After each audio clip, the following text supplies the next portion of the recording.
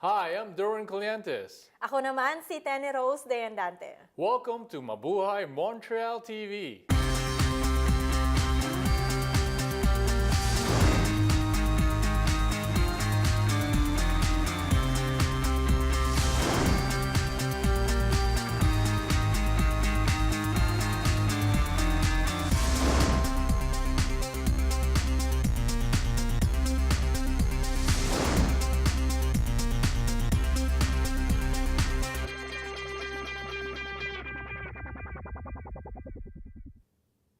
Once a month, nagkakaroon po ng consular services ang Philippine Embassy dito sa Montreal. Kabilang sa mga serbisyo na kanilang binibigay ay ang pag-renew ng passport, pag-legalize ng mga dokumento kagaya ng Special Power of Attorney, birth certificates, pagkuha ng NBI clearance at iba pa. Welcome to the Filipino Association of Montreal and Suburbs Consular Services. A team of Filipino staff from the ambassador's office are helped to help the Filipino community with their paperwork, with all their help for all the consular services.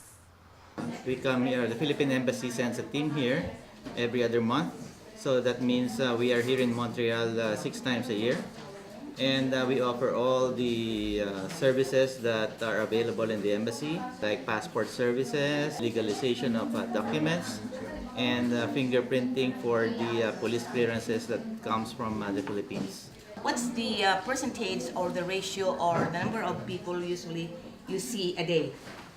Well, for the normal operation that we have here every time we visit Montreal, we extend services to around more than 400 applicants for various services. What are some of the tools that you share or for to let people know of the services that you have? Oh, we have our website, www.philembassy.ca, where we post all the announcements concerning the schedule of our visits here. Our Facebook page, so that people would know through the social media how to get in touch with the Philippine Embassy. For how long have you been coming here to do the consular services? Since last year po, because I was new here at the embassy. Embassy. So since last year, every other 2 months po. Every 2 months you come here. Okay. Yes, sa Montreal. And will you explore or expand more what you had been in what capacity do you help the Filipinos when they all consular matters po, like special power of attorneys, BI applications, the Philippine passports, the extensions, the visas, the dual citizenship forms, and everything po about Okay. the consulate. And it looks like there's quite a number of staff that comes to Ottawa and yeah. the team. How many teams do you usually send? 4 to 5 personnel po. And the team that you send Yes, here. yes, Okay. yes, And mostly you expect a lot coming. Well, we expect 260 Philippine passport applicants. For today and only? The other, yeah. Just for today. No, for 2 days. For 2 days. So for 2 days. Yesterday and today. So for 2 days, 260 passport renewal. But sometimes nag-exceed po kasi may mga chances po na sumisingit po, nagbabasakali. So we take it po. Okay. And how long will, if I apply for a passport, how long will it take me to get it? So ano po, 1.5 to 2 months po ang waiting. Ang waiting list. Oh yeah. That means if I renew it, I will only get it within 2 months. Yeah. We will mail the new passport and the old passport together. Is it being done in the Philippines? Yes, Okay. sa BSP po. Okay. So again, thank you very much, Thank you Rodora, po. for sharing. Thank you so thank much you. po. So this is Amy Manonog from Mabuhay Montreal TV.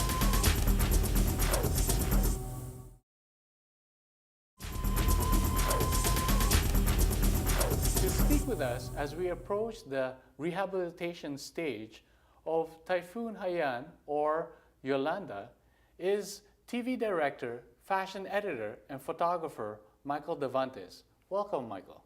Thank you for having me here. Magandang gabi sa'yo, Michael. Magandang gabi rin sa'yo. Michael, you've been covering a lot of fundraising events, including yourself. You've been doing some fundraising yourself for the Yolanda victims. Why is this so important to you?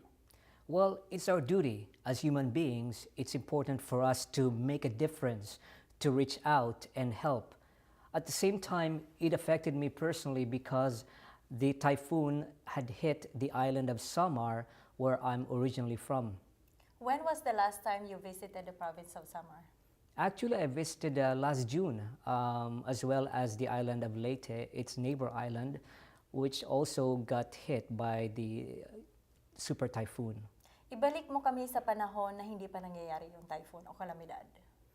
Well, ang Samar at Leyte ay napakagandang isla, lalo pat hindi pa ito exploited, malago ang kanyang natural resources. Ang mga tao rito ay laid back, but at the same time, very hardworking. Ang mga syudad nito, nakagaya ng Catbalogan at Tacloban, ay booming ang mga negosyo, and yung kanya namang coastal areas ay puno ng mga mangingisda dahil ang mga coastlines or shorelines ng Samar at Leyte ay napakahaba, kaya't malaki ang pinagkakakitaan mula sa pangingisda. Michael, can I ask, how is your family?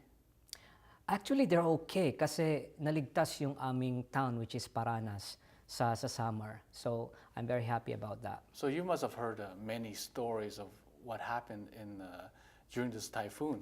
Is there a story that maybe you can share with us? Oh yeah, most definitely. In fact, bago pa nangyari yung bagyo, tinawagan ko sila. I spoke with one of my closest friends. Her name is Debbie Dabwet. At bago pa man yun, actually, nung gabi, kalma daw lahat. At walang masyadong ulan, walang masyadong hangin, at para talagang walang mangyayari nung gabing iyon. Pero alam nga natin na kinabukasan, hindi na natin sila makontak, hindi na natin alam kung anong nangyari sa kanila dahil nasira nga yung communications. Pero yun nga, nung magkaroon na nga ng communications, nalaman na lang natin na marami sa kanila ang nawalan ng mga bahay, nawalan ng livelihood, at yung iba, unfortunately rin, ay nasawi ang kanilang mga family members. Oo. So sa ngayon, Michael, sa tingin mo after the fundraising, ang dami ng mga relief goods na pinapadala sa mga biktima, ano na sa ngayon ang pwede natin gawin para sa kanila to help them? Actually, ang kailangan talaga ngayon ay rehabilitation. Kasi hindi pwedeng iwan natin sila. Yung bang, okay, nabigyan na natin sila ng pagkain, pero ano ang mangyayari sa kanila bukas, di ba? So kailangan talaga sustained ang effort. So meron kaming project, actually ang namumuno nito ay ang aking kaibigan na si Attorney Asis Perez ng BIFAR. Ang tawag dito ay AHON. Ito ay isang initiative to rehabilitate the lives and livelihood of fishing communities ravaged by Typhoon Yolanda. Ang goal nito is to build 10,000 boats for 20,000 families. Kaya hindi lang sila kakain sa ngayon, kundi kakain sila bukas. Bali, ibabalik natin ang kanilang kabuhayan. So, ito dapat ang narapat ngayon. So, sana po ay magsama-sama po tayo na tulungan sila na ibalik ang normal na buhay ng ating mga kababayan. So, kung meron po kayong gustong informasyon tungkol dito, ay i-email nyo lamang po ako sa m_davantes@mmtv.ca. So yan po, good luck sa inyong proyekto. At yan, nakapanayan po natin ngayon si Michael Davantes. Salamat sa iyong pakikibahagi. Magbabalik pa po ang Mabuhay Montreal TV.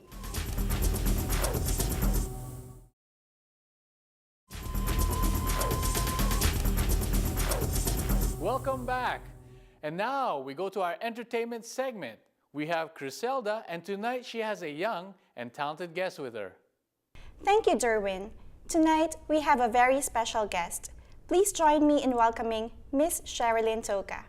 Hi, Sherilyn. Thank you for being with us tonight. Thank you for having me. Sherilyn, tracing through history, we have the Philippines songbird, Miss Regine Velasquez, who started at a very young age of 6. So how early in life did you come to realize that singing is what you really wanted to pursue as a career? Well, I started performing when I was 6, actually. It was at my uncle's 50th birthday. Mm-hmm. But it's something, it's been an on and off type of thing. But really, it was when I was probably at the age of 6, I realized I wanted to pursue singing as a career. So what is the first song you've ever sung? The first song I ever sung was actually One Way Ticket by Neil Sedaka. Yeah. And then at some point people started inviting me to their events. So I remember the song I would always sing was One Moment in Time by Whitney Houston. Big song. Yeah, I'm sure if you asked any Filipino in the Filipino community, they would probably remember that. Yes, I bet they would. Both of your parents are Filipinos, right? Mm-hmm. Yeah, it's funny. A lot of people always ask me that. Yeah, my father is Bicolano from Donsol, Sorsogon. Donsol. And my mother is Batangueña from Pinagtungulan, San Jose. Well, I've been to Donsol, and I must say it's a very beautiful place. Oh, thank you. I haven't been, but I hear it's really beautiful. Yes. So we all know that the most overwhelming key to success is the positive involvement of parents. Mm-hmm. How did your parents support you in your singing? Well, growing up, it's funny, we would spend hours, me and my father, would spend hours at this store called Archambault, right on Barrie and St. Catherine. It's a music store. Yes. And we would stay there for hours, and at some point people would look at us like, what are these people doing there? Like, they've been there for like... So finally we'd get to the cashier, and the cashier would always tell me like, oh my God, like, you're so lucky you have someone who's so supportive of your singing. Like, not many people are like that. I know. So yeah, so that's one way my father was very supportive. He'd do anything for me to be able to pursue singing. So to become a professional singer, one cannot just rely on raw talent to succeed, right? Did you receive any formal training? I did, actually. I studied at LaSalle Music Academy when I was 11 for a couple of months. And then I got into FACE, which is a music school downtown, right across from McGill. We had, aside from the academics, the music program is compulsory. So I did that. And then I was around the age of 13, my father discovered an ad on the Gazette for singing lessons with Barbara Lewis. And I studied with her for maybe 5 years. And since then we've been the best of friends. She's a very close friend of mine. She treats me like a daughter, and she's sort of been like my mentor. That's sweet. She's been my mentor. So as they say, every artist has his or her own muse, one that they would put on pedestals. Okay. For you, who is that person? I actually have 3. Is that okay? Yeah, you can have as many as you want. I have Eva Cassidy, Lara Fabian, and Barbara Streisand. So those are my 3 favorite singers. Oh my gosh, they're powerful singers. They are in their own way. Well, I've noticed that they are all foreign singers. Do you have any Filipino singers that you admire or you look up to? One especially, Lea Salonga. I love Lea Salonga. Yeah? She's a Miss Saigon, you know. Yes. Yes. I love her. So I have read that you have modeled in fashion shows. So if you weren't singing, would you say that you would be modeling? Yeah. Or do you have any other interests that you are currently taking on? Yeah, I'd be probably modeling on Instagram and on Facebook. That's what you mean. No, I wouldn't pursue modeling. I would if I were taller, but my height puts me at a disadvantage. Event planning. For our kababayans out there who are dreaming of becoming a professional singer like you, do you have any message for them or any advice perhaps? Yeah, don't take things too personally. And sing because it's what makes you feel alive. I think that's, for me, that's been very true for me. When I was younger, singing, practicing always felt like a chore, just because my dad was investing so much money into it, and I don't think I was practicing as much as he would have liked me to. So it's only recently that I've been doing it on my own. I've been no one's had to push me. And when I wasn't singing, it was definitely something that was missing in my life. So I'm really happy I'm back full swing. And what I mean by not taking things too personally is a lot of people are gonna have a lot to say, but I'm sure. yeah, if you're happy with the way you sound, and you just have to think of the people that are actually supporting you. You have to believe in yourself, right? Yeah, that's always been tough for me, but I'm learning. So let's talk about your concert, An Intimate Affair. Sounds very intriguing. So can you tell us more about it?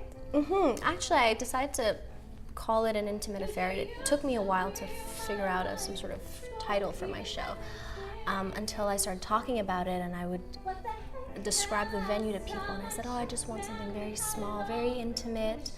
And then finally, when I got my headshots for my photo, there was this one particular picture, and it just screamed at me like an intimate affair. So about the show, it's my personal musical journey. I'll be talking about the loves in my life and past loves, but also the struggles that I've had singing older repertoire at a young age. That was my biggest challenge, and I think I was judged for it a bit. Like, someone so young was singing music so old. Like, why can't you sing the more modern stuff? But it wasn't me. So, yeah, staying true to yourself. Yeah, you should. Yeah, thank you. You're lovely that way. 'Cause you used to be my life and soul, keeping everything in tune. What the heck, man, last time I checked, man, we had it all, and it was just me and you. So what happened to you? Thought I knew you, no more chances. I'm gone, I'm gone, I'm gone, I'm gone. Thank you, Sherilyn, for that wonderful performance. That was amazing. Thank you very much. We still have our contest worth $150 from Gilmore College. Go to our website at www.mabuhaymontrealtv.ca/mmtv for details.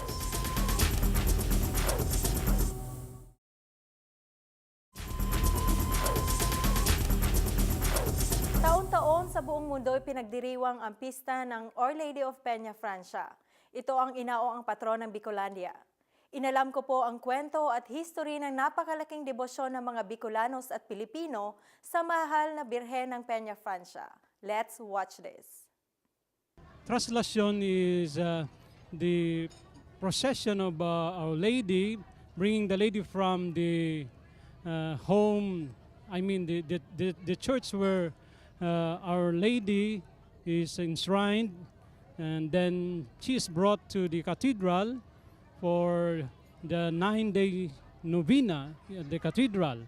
And after the 9-day novena, we have the fluvial procession that's bringing back Our Lady from the cathedral through the Bicol River. That's why it's a fluvial procession.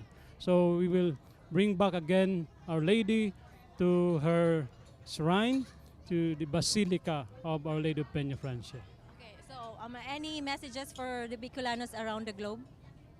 Yeah, I am congratulating all the Bicolanos all over the world who are celebrating the feast of Mary. I know wherever you are, I know you brought your devotion to Mary to all the people around the world. So keep up the good work.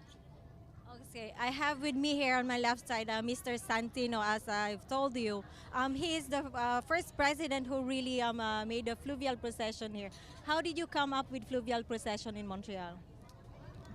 Hi, good evening. I'm Santino, the Bicol Association of Quebec president, and I wish all the Bicolanos happy fiesta, happy Peña Francia.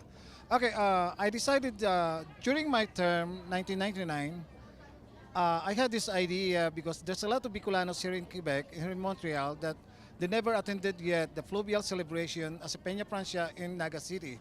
So I decided that during my term as a president, that I'm gonna bring Naga City here in Montreal, Quebec. Okay, and I have Miss Mila Usdon, of course, our overall chairman, and plus she knows a bit of history of the devotion of Peña Francia here in Montreal. How did it start, the devotion? Well, actually, I was not here in the beginning of the Peña Francia here in Montreal, but as far as I remember, it started 30 years ago. The Jeronimo family started it. Then my mother came to join the in organizing the Peña Francia. Then I also joined, and from then on, I enjoyed organizing the Peña Francia. And also even before we were not at St. Kevin's, we are holding it in every house, whoever wants to sponsor it. So from there it grew, and even the Bicol Association came about out of, gathering together for the celebration of the Peña Francia. How come we didn't come up with a name like, let's say, Peña Francia Festival Organization or Association? What's the significance of Bicol Association of Quebec, or maybe it's for Santino, and Peña Francia? Okay, as far as I know, the Bicol Association of Quebec, we are only the supporter of Peña Francia. We never joined the Peña Francia and the political as a Bicolanos Association of Quebec. So there's a big separation there. But I'm telling you now, we are the big supporter of Peña Francia. Okay, so Mila, since you're the overall chairman of Peña Francia Festival, is there any changes, difference, success in every year's celebration? Like, dumadagdag ba ang crowd ng mga Bicolanos? I think for this year, we start changing. Like we try to do, we do the liturgy better, and even in the novena today, we try to connect the theme, which is like this year, because it's the year of the faith. It's growing in faith with Mother Mary. So every year we try to improve in whatever that will make us closer to God, and people come, together. Any message for the Bicolanos, Mr. Santino? Happy Fiestas to all Bicolanos. Maraming salamat po. Okay, so that's our guest for tonight. We have Father Nonito Berzola. Again, thank you so much, Father. Mr. Santino, our Bicol Association of Quebec President, and Miss Mila Usdon, our overall chairman for Peña Francia Festival. So that was it. This is Tenny Rose de Andante with my cameraman Sima and Mr. Alabdon. You're watching Mabuhay Montreal TV.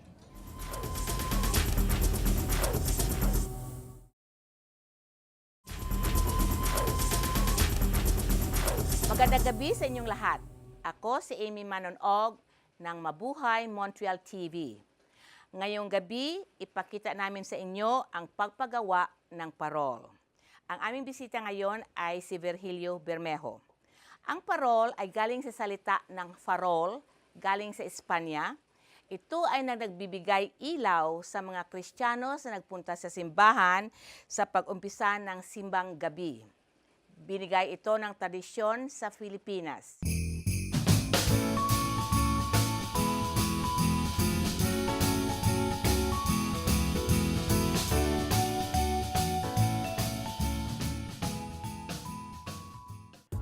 Ang mga gamit na kailangan natin sa paggawa ng parol ay ang glue, pako, martilyo, tsaka kawayan, tsaka gamitan din natin ng drill para hindi masira ang kawayan pag nagpupok ka na yun ng pako.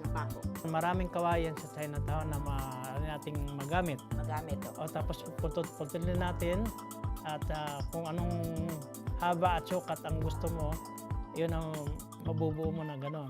Okay. Tapos yung isa pa na ganito, para May mabuo, panglima na kawayan. Itip din natin para sumama silang pareho. Ganito. Okay. Tapos ayusin natin ang ganito para buuin. Ito na ang magiging Ang kasama niya. Okay. Ngayon, ang gagawin natin, kumuha tayo ng putol na kawayan, parang pinakaposte, at saka natin ipako.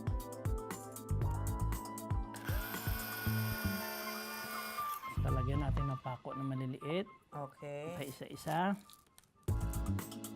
Yan, martilyo. Okay. Ito. So, ang drill ay naggagawa lang ng... para guide niya. Guide niya. Okay. Para hindi masira yung kawayan.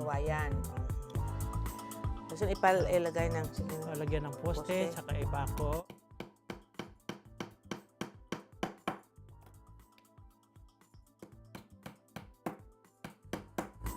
Tapos pagkasamahin, Yan.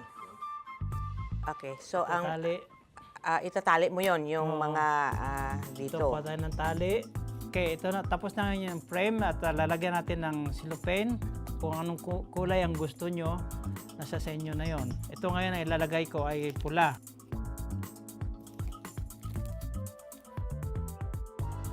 At kung gusto ng isaan mo magpalaki, Kung gusto mo lagyan ng pabilog, meron akong dala dito na kawayan na malambot. Ito ay paikutin. Ngayon, ito na ang bilog. Ilalagay natin sa star. Tatalian natin or tape. Kung gusto natin lagyan ng yung karton, yung ganito, ganito lang gagawin natin. Kumuha tayo sa ano ng toilet paper ito o sa ano ng pambalot. pambalot. Oo. Or sa towel. Oo, sa towel. Ganito lang gagawin. Ilagay natin, gupit-gupitin ng pag ganito para mag-kurba. Saka i-ano natin ng tig. Ito ang labas niya ngayon. Ito ang sample na natapos na nagawa ni Virgilio sa parol. And the tradition of parol making, it does not only exist in the Philippines or in Montreal, but across the globe where we Filipinos are. So here this afternoon, Joseph Gonzalez, an Executive Officer of FAMAS, will explain to us the nature of this event. Ito pong parol making workshop ay ginawa ng FAMAS upang ipakilala sa mga batang Filipino sa Montreal, ang makalumang tradisyon ng paggawa ng parol. Dahil sa Pilipinas, noong unang panahon na hindi naman sila bumibili ng mga parol. Sila ay gumagawa lamang ng mga parol na kanilang ginamitan ng mga patpat ng kawayan na binigkis sa mga dulo upang makabuo ng isang korteng bituin. Ito ay binabalutan ng mga makukulay na papel de hapon at nilalagyan nila ng isang lampara sa loob. Hindi po ilaw na de kuryente kung hindi lampara. Isinasabit nila ito sa kanilang mga bintana bilang paggunita sa pagsilang ni Jesus. Ito ay sumisimbolo sa bituin ng Bethlehem. So this is Amy Manonog from Mabuhay Montreal TV at the FAMAS Center at Van Horn at the Parol Making and Workshop Contest.